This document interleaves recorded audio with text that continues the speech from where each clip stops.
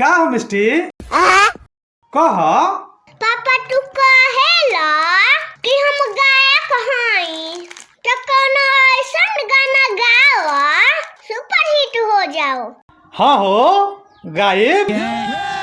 अब अपना जात पर गाना गाई। बाप रे, जातिवादी गाना गायब हम हूँ। अरे दादा रे। तब देखा कैसे मार्केट में ब्लास्ट होता। हनु हाँ तो का कइल जाई। देखिए मार हो जाएगा। अब दोसर कोनो उपाय नहीं खे। अच्छा, जब ले जातिवादी गाना ना गावल जाई तब ले हिट ना होखल जाई। हनु तो अपन हिट होखे खातिर समाज के नाश कर देबा। हर जात में दुश्मनी पैदा करा देबा। हमारा जातिवादी गाना गावला से बैगन समाज के नाश कैसे हो जाई भाई। अभी बता है भाई। और हर जात में दुश्मनी कैसे पैदा हो जाई। जातिवादी गाना के चलते आज समाज में हर जात एक दूसरा के दुश्मन हो गई बारे। कतने लोग के दोस्ती टूट गई। अब समाज में पहले वाला प्रेम नहीं खेला हो गई। पापा केहू के दीवार पर नहीं खे गई चाहत। बारात में मार हो जाता।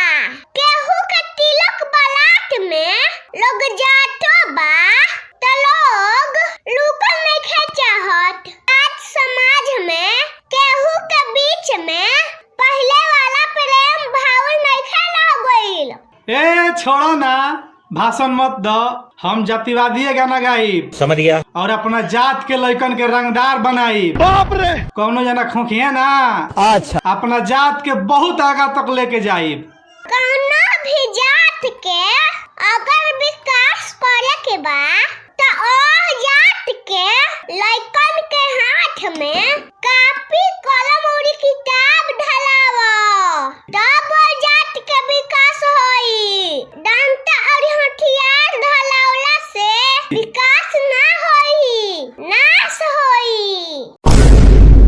कौनो भी जात के विकास तब होई जब वह जात में आईएएस ऑफिसर बनी है, दरोगा बनी है, इंजीनियर बनी है, डॉक्टर बनी है, टीचर बनी है।